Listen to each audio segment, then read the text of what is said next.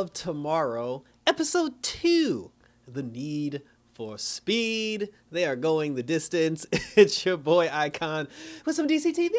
So, in this particular episode of Legends of Tomorrow, it takes place when the last one ended, where Gary had just eaten J. Edgar Hoover because he was killed by Nate accidentally when he steeled up. We will never see Nate steal up again until the season finale.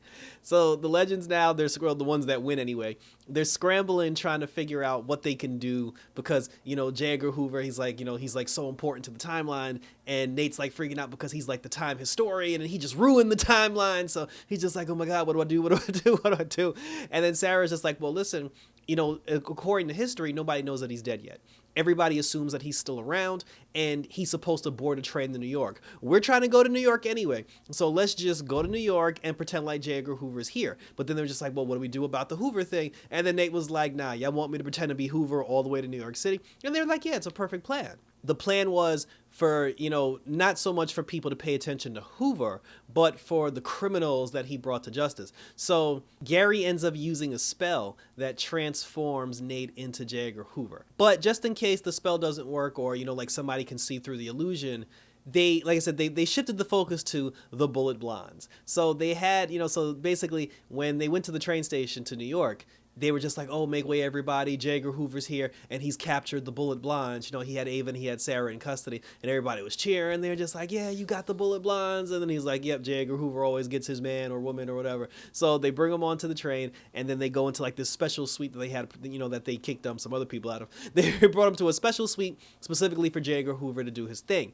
And here's where it got weird, because if their whole cover was that Hoover and his boys captured the Bullet Blondes, I didn't understand why after they captured the Bullet Blondes, quote unquote, why Sarah and Ava left. Because they ended up going back into the pocket dimension where Zari was so they can quote unquote have their honeymoon. But I'm like, but people think you're on the train, so what happens if somebody wants to talk to the Bullet Blondes or somebody wants to interrogate them or something? I was like, that whole thing was weird. Like, I didn't see the point of them leaving.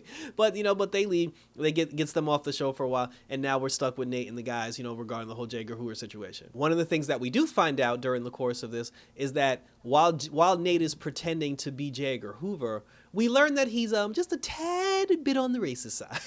just a smidgen, like him and his men, like, one of his boys came and they have this whole thing where, like some lady's purse was missing, and then he was just like, oh, he pointed to Bayrod and he was like, yo, let's just check the Indian guy. And then, they were looking for somebody else. Like they were trying to find somebody else. And then when they were interrogating other people and asking other questions, one of Hoover's boys was just like, yeah, J. Edgar Hoover said he's looking for a foreigner. And then Nate was like, I never said that.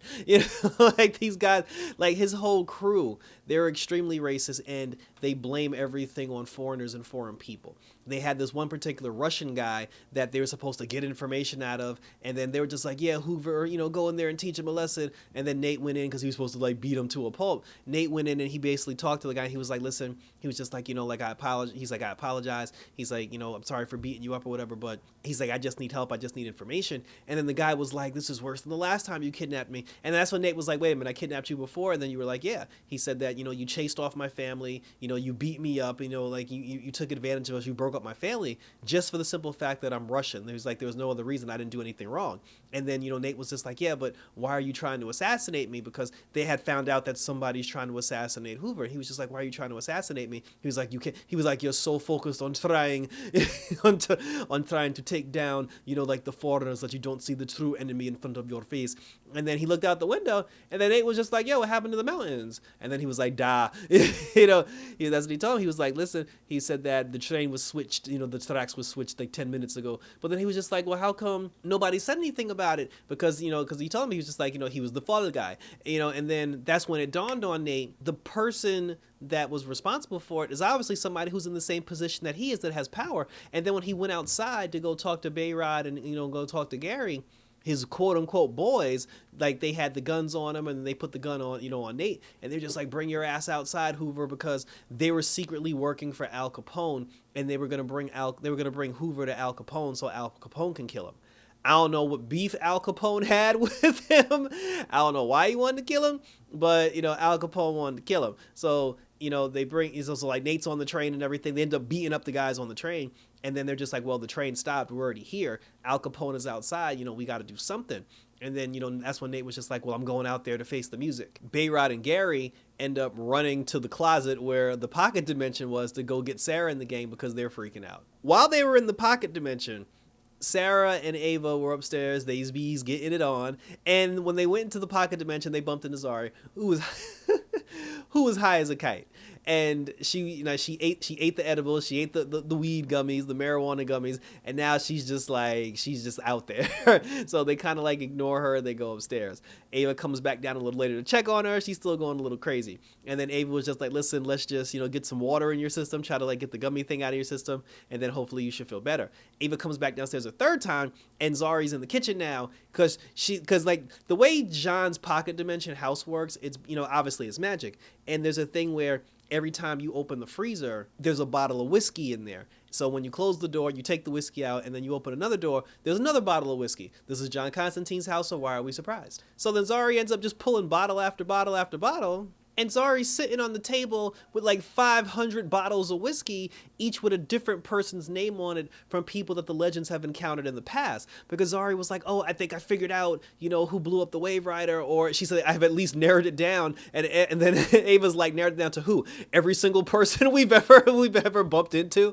She had bottles with like Damien Dark's name on it. She had bottles of like certain aliens. I don't even remember. It was so many different, it was so funny. And I was just like, yeah, we're definitely getting closer to the 100th episode now.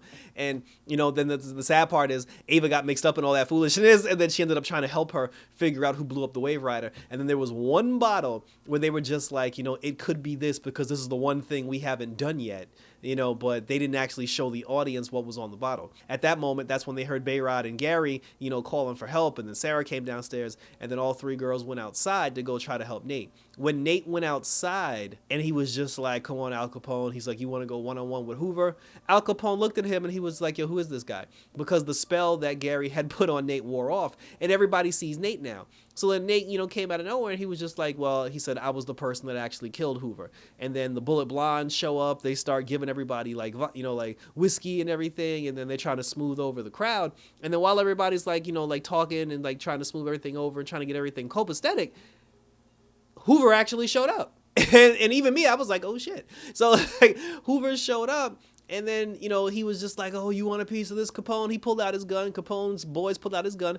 Hoover killed everybody except the legends, and then the legends ended up, like Sarah ended up taking Hoover out, and then they were just like, well, damn, now we've killed Hoover a second time. And Zari's whole thing was, there are two Hoovers, two Wave Riders, why are there doubles? But then they realized there was no blood coming out of the back of his head where Sarah had bust him on, and that's when his face opened up, and then we realized that he was a robot.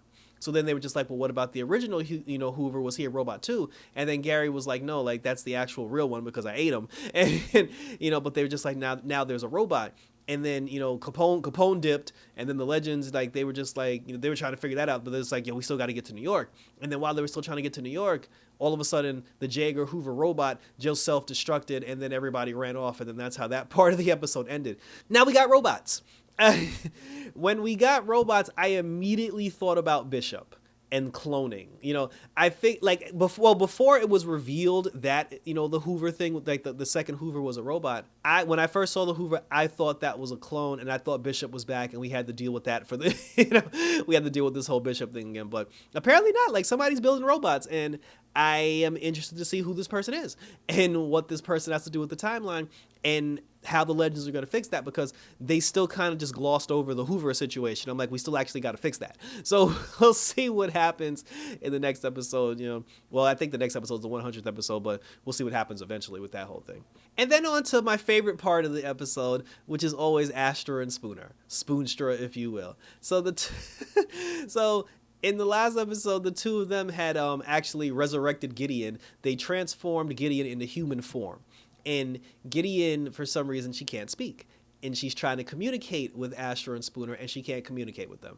Astra's getting pissed because Gideon not being able to talk is getting on her nerves, and she just wants to be able to like resolve stuff. And then Spooner was like, well, why don't we just go to New York with the legends? And then Astra was like, no. And then throughout the whole thing, Gideon kept trying to tell them stuff. She kept using apples as symbols to try to get her point across, but it wasn't working.